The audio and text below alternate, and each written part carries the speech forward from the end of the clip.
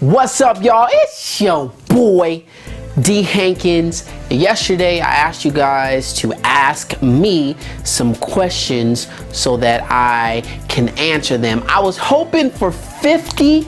I got 3, which tells me 1, you guys are whack, or 2, nobody watches my stories, or even worse, 3, you guys watch my stories and choose not to participate, which defeats the purpose of social media. How are you non-social on social media? Doesn't make any sense. Anyway, let me get to these questions. And the first question comes from straight from the gram from my boy Chase. And Chase writes, D, what made you want to teach kids the fundamentals of life? Well, Chase, that's an excellent question. 2 main things. 1, I have a Christian background.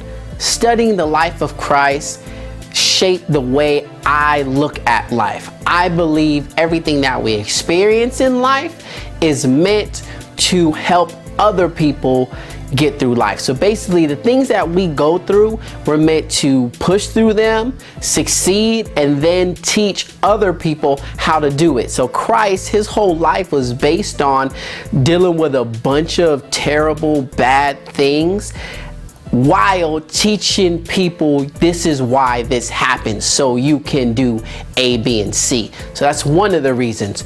2 is my mentor, aka Pops, Mr. P, Richard Parkhouse. So he taught me how to take my life story, how to take my God-given talents, smash those together, so in my own way, I could teach people the basics, you know, the fundamentals of how to get over certain things or how to bounce back. Resilience, basically. So hope that answered your question, and we're gonna move on to the next question, which comes straight from the gram, my girl, Michaela. Michaela writes, D, what is some important advice you'd give on relationships? Well, Michaela, I'm gonna give you 2 pieces of advice, okay? 1 is what I tell everybody: never sacrifice your goals and your dreams to be in a relationship.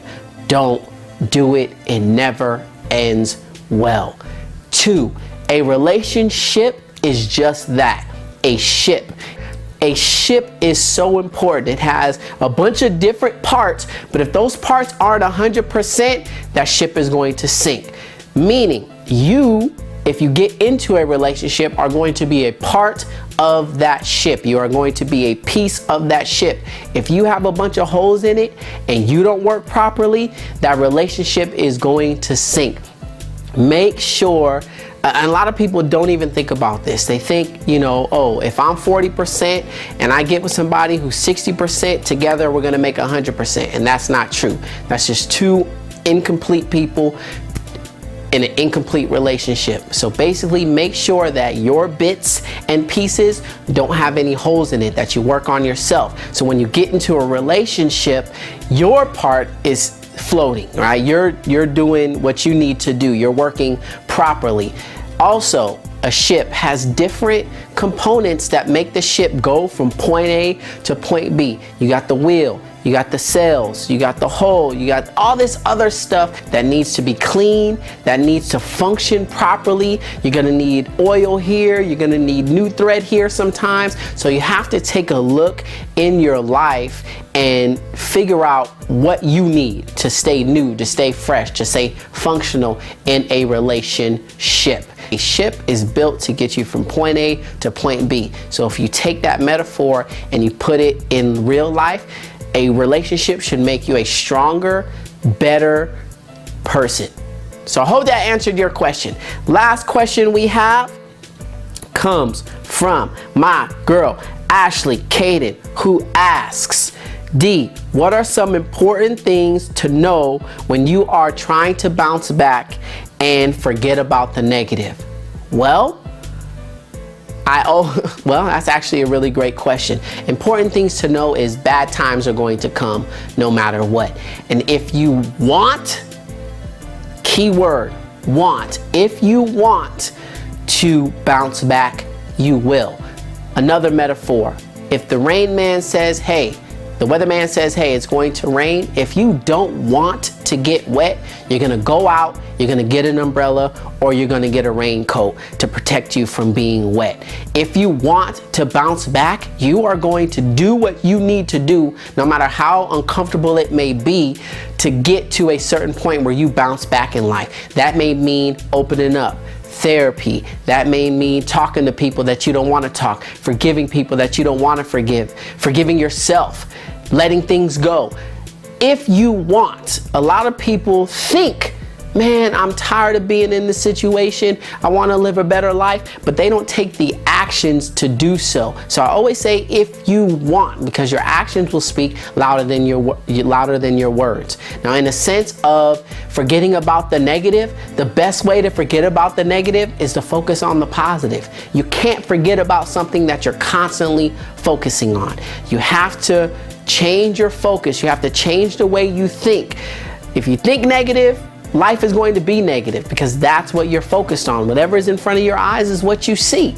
If you think positive, then you'll focus on the positive and you won't worry so much about the negative.